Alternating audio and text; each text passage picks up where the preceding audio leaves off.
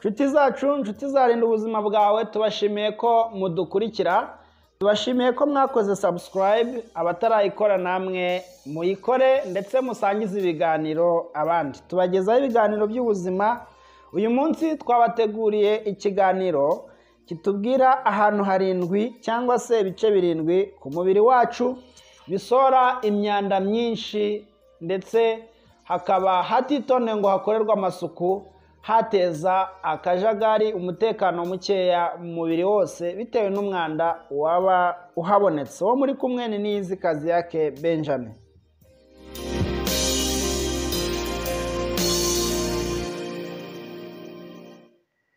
Igice cya mbere ni mu kirenge. Mu kirenge buriya ni izingiro ry'umubiri wose, kuko kubize ibyo bita reflexology and massage, hatuye n'iryo zingiro ry'ibice byose bigize umubiri.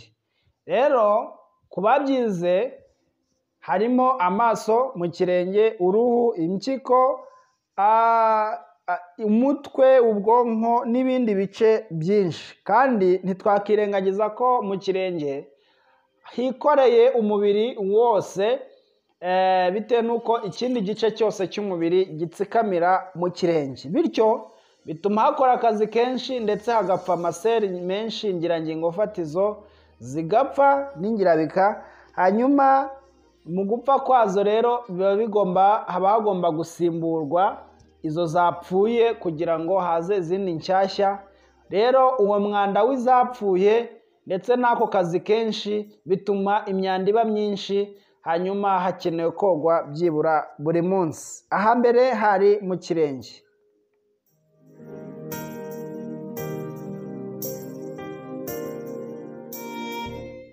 Aha kabiri ni mu myanya ndangagitsina. Mu myanya ndangagitsina naho hajya haboneka imyanda ishingiye ku byuya biba byahabonetse. Rero hakwiye kuhagirwa byibura buri munsi kugira ngo hatazamo infection, kunuka, kwishimagura, indwara zishingiye ku ruhu rwaho ndetse n'ibindi n'ibindi. Imyanya ndangagitsina ikwiye kogeshwa amazi meza atarimo isabune, kandi nabwo byitondeye kugira ngo amazi atajya aho atagenewe.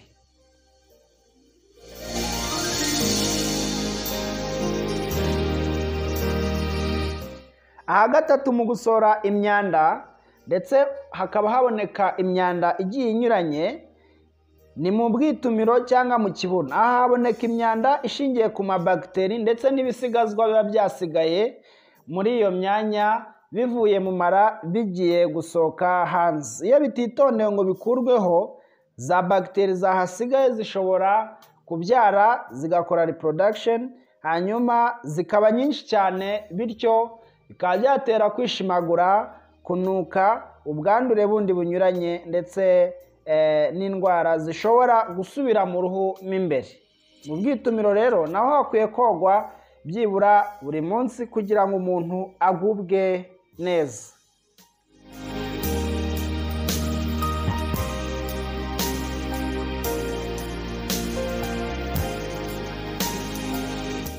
Katujye ku hakane ariho mu kwaha. Mu kwaha ni ahantu umubiri uhumekera, ni umwanya umubiri uringanirizamo ubushyuhe ndetse ukanahahumekera, bityo hasohokera imyanda myinshi.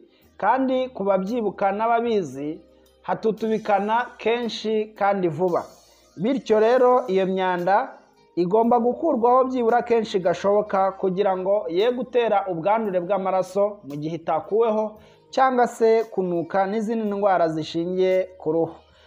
Ni ihame rero kandi ni byiza ko umuntu akwiye koga mu kwaha kenshi gashoboka.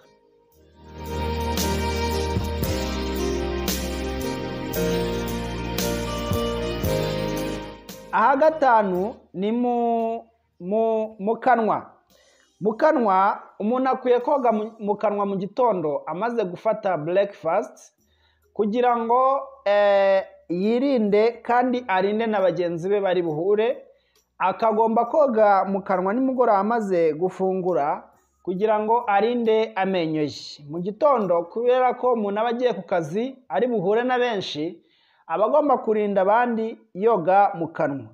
ariko kandi aba anarinze amenyo ye. Nimugoroba bwo biba ari ukugira ngo udukoko tudasigara mu kanwa tukarara twiyongera ndetse tuguguna n'amenyo. Si byiza kurya umaze kwiborosa ngo ubanze uborose hanyuma ubone kurya, ahubwo ibyiza ni ukurya warangiza ukiborosa. Abantu babyuka mu gitondo bagahita yiborosa atararya kandi nyuma akaza kurya, ntabwo ari byiza, biriya byateza ingorane zinyuranye mu kanwa. Rero buriya hatonyejwe neza hakurira amabagiteri menshi kandi akagwira vuba, nibyo bishobora gutera kunuka cyangwa bigatera n'izindi ngaruka zinyuranye harimo no gucukuka amenyo. Hari ku ha gatanu hitwa mu kanwa.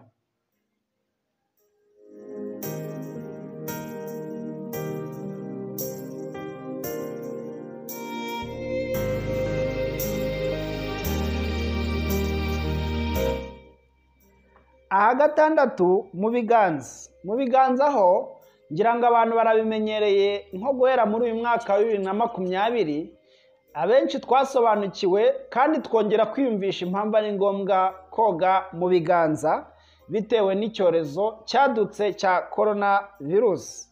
Byatumye abantu benshi basobanukirwa na mikorobe nyinshi zinyuranye ziboneka mu biganza. Iyo usuhuje mugenzi wawe ugafata igikapu ndetse ugakora ku modoka, ugakora cyane cyane ahantu abantu benshi bakunda gukora, bituma ikiganza gihora na mikorobe zinyuranye. Ikindi kandi ikiganza nacyo gisohora ibyuya byinshi bikanyura mu ruhu rwaho. Rero kuhoga kenshi gashoboka byafasha nyiraho kutarwara indwara zishingiye ku bwandure bwa mikorobe zihanahanwa n'abantu, ndetse izishingiye ku hantu dukunda kwicara, gukorakora n'ahandi.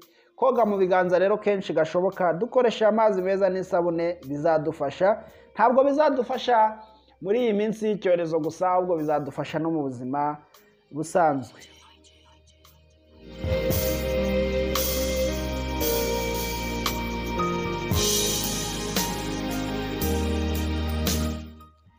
Ahanyuma ubwo ni aha karindwi ni mu mutwe.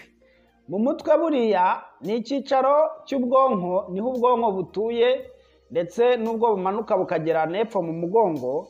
Ariko ubwonko bushatse guhumeka bwo mu mutwe, nibwo ndi kuvuga, buhumekera mu ruhu rwo mu mutwe.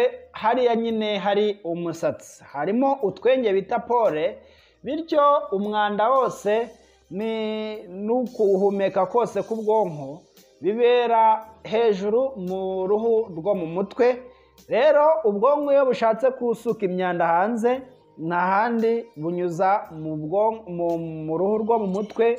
Ubwo bishatse kuvuga ngo ubwonko iyo umaze kumenya akamaro kabwo, ko ari bwo bushinzwe ingingo zose, akamaro kabwo kari bwo bukontorora hose mu mubiri, bushinzwe kugenzura, gukoresha, kuringaniza umubiri wose kuri gahunda nziza.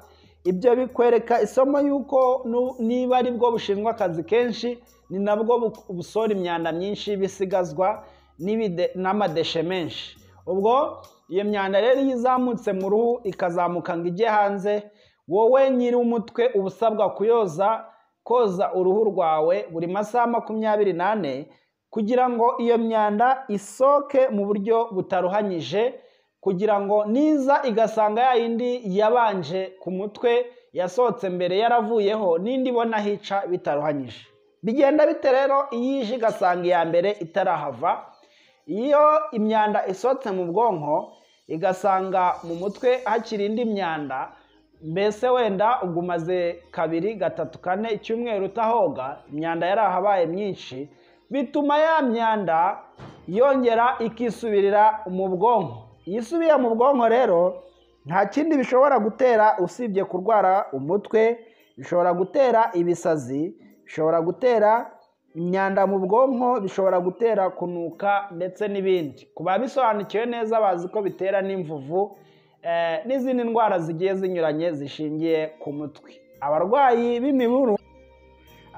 b'imiburu bagenzure neza, bashobora kuba ari uko batoga mu mutwe kenshi, ndetse n'abarwayi b'indwara zishingiye ku mutwe hejuru bashobora kuba barwaye izishingiye ku mutwe ari ku ruhu cyangwa se arimo imbere, bagenzure neza n'inshuro boga mu mutwe ku munsi, bashobora kuzasanga icyo ngicyo ari cyo kibazo, kimwe n'uko bishobora guterwa n'izindi ngorane nyinshi, nabyo ntitwabyirengagiza.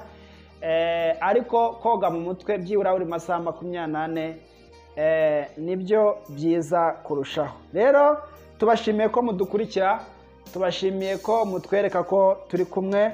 Ikiganiro cyacu kirangiriye hano, muhorane n'amahoro y'Imana. Uyu munsi muhahe muronke.